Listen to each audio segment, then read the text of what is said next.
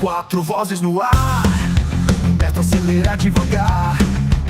Então traz o fervor e Gabi vem pra arrasar. Rafa também tá na roda, com o seu jeito de guiar. No ponto tudo e mais um cast, a velocidade é nosso leste. Pode tudo e mais um cast, acelera sem parar. Kart na veia, velocidade, vamos juntos comentar. O Beto é o lento, mas a risada. Boa tarde, boa noite, bom dia, depende do horário que você vai assistir. E como prometemos no episódio sobre psicologia esportiva, cá estamos para fazer o nosso primeiro episódio short, Rafa, podemos chamar de short? Curtinho. Um episódio menor. Menor. De uma série de episódios que nós vamos fazer falando sobre psicologia esportiva, focada, óbvio, em kart e automobilismo. Não que sirva apenas para esses esportes, mas vamos focar em vocês, pilotos que gostam de dar trabalho na pista. Temos aqui comigo hoje, novamente, o Anderson. Estamos de volta, batendo cartão aqui, Batendo né? cartão, ele que vai conduzir com a gente essa série de episódios sobre psicologia esportiva. E hoje a gente já começa com um tema, não diria importante, mas talvez um pouco polêmico e pelo qual todos os pilotos passam. Nós vamos falar sobre pressão durante as competições, durante corrida. E aí, Anderson, vamos começar já dando essa paulada na galera? O que a gente faz quando sentimos a pressão de uma competição, de uma final, como a gente teve um dos nossos telespectadores falando naquele episódio, né? Sentiu a pressão e não conseguiu fazer nada. Mesmo? Luiz. O Taioli. Taioli Taioli, contou pra gente ao vivo. E aí, Taioli, ó, primeiro episódio da série sobre psicologia esportiva, especialmente pra você. Pensando em você. Pensando em você. O que fazer... É o case de sucesso. É o mesmo. nosso case de sucesso, é o Taioli. O que fazer quando estamos sob pressão? Lembrando que Rafa vai poder concordar comigo nisso. Eu acredito que, independente de ser uma final ou não, o fato de você estar num grid cheio, fazendo uma corrida, já é pressão em si. Sim. Principalmente vindo do próprio piloto que quer ganhar toda a corrida. Como a gente brinca, né, Rafa? A gente aceita não chegar no pódio. Não, a gente não aceita. A gente sai de casa para ganhar troféu, né? Pois É, é. entre os 6 primeiros seria legal, né? No mínimo 6 primeiros. Mas e aí, Anderson? Olha quanta pressão aqui já. A gente já começa... A gente Já sai botando de pilha, casa pressão, cobrança. botando cobrança em cima da gente. Como que a psicologia esportiva entende essa pressão? E primeiro explica pra gente, né, qual que é o que é a pressão, Sim. mentalmente falando, para um atleta.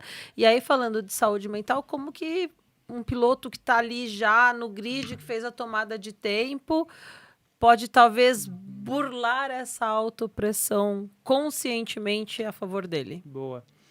Bom, a pressão, ela vem, né? Obviamente, ela existe. É inevitável que a gente tire a pressão, né? Ela vai acontecer de alguma maneira ou de outra. E a gente costuma dizer que a pressão é um privilégio para quem a sente, né? Então, isso tem várias maneiras de serem interpretadas. Mas, trazendo para o contexto automobilístico, o que gera uma pressão num piloto, muitas vezes? Grande parte das vezes está fora da pista, está fora do kart, está fora do carro, né? Mas, às vezes, a expectativa da torcida, dos patrocinadores, da equipe, do treinador, enfim, da família, né? Isso gera muita pressão vindo de fora, por mais que muitas das vezes também essas pessoas tendem a dizer que não pressionam, né? Enfim, mas a gente está direcionando muito para o que o piloto sente de fato sobre isso e o que a pressão gera, fisiologicamente dizendo, né? Ela, digamos assim, acelera o batimento cardíaco, né? A questão a gente respira mais rápido, fica mais ofegante, a gente sente essa parte fisiológica e no estado de, digamos assim, o cérebro, né, na verdade, ele entra no estado de alerta. E aí o piloto começa a prestar atenção em tudo. Tem a ver com luta ou fuga? Talvez, com fuga, luta. A gente está falando um pouquinho de ansiedade até aí, né? Mas esse estado que deixa ele em alerta, ele começa a prestar atenção em tudo. Tudo, tudo, tudo. E aí o que acontece? Ele começa a prestar atenção até no que não deve. E isso costuma atrapalhar muito. Então, por exemplo, essa expectativa mesmo das pessoas, às vezes, nesse receio, né? Na realidade digamos assim, de não cometer erros. Então, já começa a autossabotagem, o próprio pensamento, eu não posso errar, eu não posso ser ultrapassado, enfim, começa toda uma situação de autoquestionamento e dúvidas. E, na verdade, né, a gente tem que trabalhar as questões psicológicas com esse atleta, do que vem para ele, do que ele está recebendo de fato. E aí que a gente precisa entender a fundo cada atleta e saber exatamente o que nós podemos tirar de bom dessa pressão e o que pode atrapalhar. Então, quando ele começa a prestar atenção muito, né, em várias coisas que não são saudáveis também, que não ajudam, é onde começam esses questionamentos. E aí a gente precisa trabalhar com ele algumas características e algumas habilidades psicológicas, como, por exemplo, ensiná-lo realmente a fazer a visualização, né, a ativação ideal fisiológica através de ferramentas de respiração, né? A gente trabalhar isso com o atleta, alguma respiração mais calma para ele desacelerar internamente, para ele manter acelerado dentro da pista, de fato. A autofala positiva também, o diálogo interno positivo com palavras-chave que a gente constrói para que ele possa ir entrando nesse estado de ativação antes da prova. Vamos lá, então. Fez a tomada de tempo. Quando a gente faz a tomada de tempo ali como piloto, a gente tem só o tempo que o grid está sendo montado para gente. Então, assim, se eu estou largando em terceiro, quarto, tem 20 karts, o tempo que eu tenho... Você fez uma corrida ontem, é exatamente aquilo. Tô ali em segundo, terceiro, a pessoa que tá até chegar a última pessoa lá atrás é o tempo que eu tenho comigo ali. Isso quando o amiguinho não levanta do kart vai atrasar na gente, né, Rafa? Porque vive acontecendo isso. Você alinha, o que tá do lado vem trocar uma ideia com você. Só que aquele ali é o teu momento que você tem para voltar pro centro de vez em quando, tá?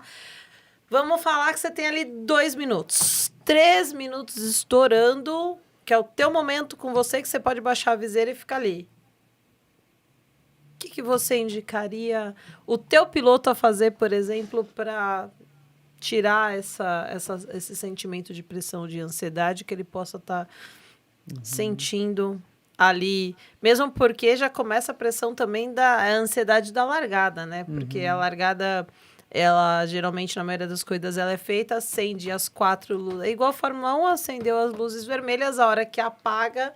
largou. Então, o cara, ele já tá se sentindo pressionado por uma pressão que talvez ele mesmo esteja colocando, mas a ansiedade de estar no momento da largada ali. O que você indicaria para aquele piloto fazer nesses 3 minutos antes de apagarem as luzes vermelhas?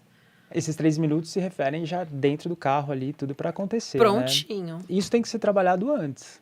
Não adianta ali naquele momento. Por isso que é importante conhecer o perfil de cada piloto, entender o que funciona para ele, porque a corrida começa muito antes da largada, muito antes da tomada de tempo, né? Ela começa realmente nos bastidores. Então, a ideia é que a gente já trabalhe essas questões psicológicas de visualização. Ele precisa, muitas vezes, visualizar tudo o que pode acontecer, né? O que pode, de fato, acontecer, sem ter o risco, na realidade, não ter o risco, mas sem ter essa questão, por exemplo, de estar pressionado por essas expectativas externas. E a pressão vira para ele do tipo, que nem a gente estava falando, né? Nossa, estou aqui para largar e eu preciso vencer. É diferente do eu preciso pro eu quero vencer. Eu preciso, você parece que tem uma obrigação com algo que você precisa, né? De fato. Então, acho que uma autofala positiva, um diálogo interno positivo é muito importante nesses 3 minutos, onde ele vai potencializar o pensamento positivamente. E aí não entra questionamentos mais. Ele vai ficar só falando e lembrando do que ele tem feito em treinos. Não é só falar. Não adianta nada falar se você não tiver vivido na ação, né, de fato. Então, você precisa viver isso, experimentar e sentir. Nos 3 minutos ali, o que eu vou pensar? Todo o trabalho que eu tive até esse momento. E eu sei que foi muito bom, né? É diferente do piloto que está ali e pensa, putz, eu vou largar, mas eu falhei em treino. Não é uma questão de você bater tempo ou fazer bons treinos. É muito mais na falha com os treinos, né? É muito mais em não ir treinar, dar migué, essas coisas que pega na hora. Então, assim, aí você não consegue resgatar pontos importantes que vão te deixar preparado para aquele momento. Você falou da afirmação e eu lembrei na série, na Ted Lasso, Uhum. que um dos jogadores, tanto quando ele tá no vestiário, quanto ele tá em campo, mas acho que na temporada 3, ele faz isso também na hora que ele põe o pé para fora de casa, que ele vai entrar no carro dele, ele fala 3 palavras ou 2 palavras. Ele fala, eu sou forte, eu sou um vencedor. É isso. Hoje é o dia. É isso. Sei lá, na temporada 2 ele falou isso em campo, quando ele se viu que aconteceu uma jogada ali que não deu certo, ele parou no meio do campo e falou isso. Aí no vestiário, em algum momento, acho que quando tava dando uma treta ou o que foi, ele pegou, mentalizou isso. E aí no episódio mais recente da temporada 3, a hora que ele tá saindo de casa, que não foi Sim. teve um bom dia ali, ele pôs o pé, ele entrou no carro dele, ele falou, eu falou sou as mesmas forte, eu coisas. sou um vencedor, hoje é o dia. É esse tipo de autoafirmação, isso ajuda? É isso, né? Mas às vezes a gente pensa por esse lado, num sentido de que tem pessoas que acham que isso é besteira, assim, né? Não funciona, parece uma motivação barata, na realidade. Por isso que a parte psicológica, ela precisa ter um entendimento completo desse atleta. Então, eu acho que quanto mais controle, ou melhor, quanto mais autoconhecimento, controle dos seus próprios conhecimentos o atleta tem, principalmente de automobilismo, mais ele vai conseguir controlar a pista. Essa é a real. Então, quando ele se conhece, entende o que funciona, até aquilo que pode parecer negativo, talvez uma colocação mais agressiva, mas se funciona, a gente tem que usufruir desse recurso. Então, essas autoafirmações funcionam, mas elas têm que estar acarretadas com o processo. Não vai funcionar se você não tiver feito, é o que eu estava falando, se você não reconhecer todo o processo, e reconhecer que foi muito bem elaborado dentro dos seus limites, dentro das suas possibilidades, não vai ter palavra, não vai ter afirmação, não vai ter motivação que vai funcionar, né? Elas precisam sempre estar atreladas, e às vezes o papel de ter um acompanhamento psicológico vai trazer luz para essas questões e clareza para o atleta. Então ele vai começar a amarrar, talvez, as vivências junto com as colocações, né? É a mesma coisa, o atleta que entra negativo no carro. Ele, não vou conseguir, tá chovendo, eu não piloto bem na chuva, eu tô largando mal. É a mesma coisa. Por que potencializa mais o pensamento negativo do que o pensamento positivo, sendo que o negativo parece que funciona muito bem, né? Então, o positivo também vai funcionar. É só uma questão de mudar isso. Então, eu vejo muito que essa questão, voltando para o contexto da pressão em si, você tem que largar, o atleta ele tem que largar a prova pensando em entregar o melhor e fazer o que ele faz em treino. E não para suprir a necessidade ou alcançar uma validação externa, porque não vai funcionar, né? Então, a gente sabe que quanto mais trabalharmos essas questões particulares do atleta, pessoais, onde ele consiga se conectar com ele mesmo e não por conta dos outros, é mais fácil dele entrar no estado de flow, por exemplo. Mas isso cabe um outro momento para falar sobre, né, que é o estado de flow. Mas ele vai poder, e com certeza ele vai desempenhar e desenvolver muito melhor na pista. Agora a gente vai precisar, Rafa, trazer um episódio sobre o estado de flow. Lembrando que isso daí a gente pode considerar uns 2 episódios, 3 de 1 hora pelo menos, tá? É muita coisa. Então é isso, galera. Ó, foco, disciplina e autoafirmação positiva seria um tripé legal para mentalizar um pouquinho antes ali de correr quando se sentir pressionado. É visualização também. Isso aí. Galera, esse foi o nosso primeiro episódio curtinho do Pode Tudo Mais Um Cast. Da grande série que vai ter, né? Da série que nós vamos fazer. A gente não colocou nem quantidade de episódio, Playlist. porque é pro alto e avante, né, Rafa? É isso aí. Como é pro infinito e além. É isso aí.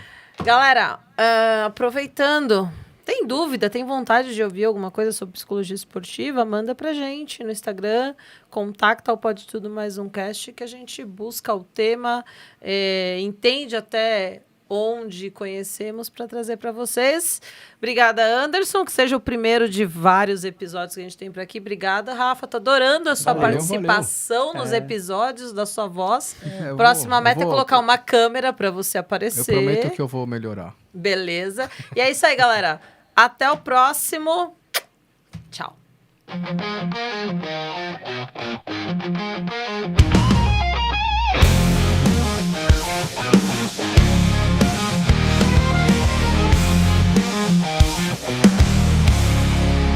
Quatro vozes no ar, Beto acelera devagar. Então traz o fervor e Gabi vem pra arrasar. Rafa também tá na roda.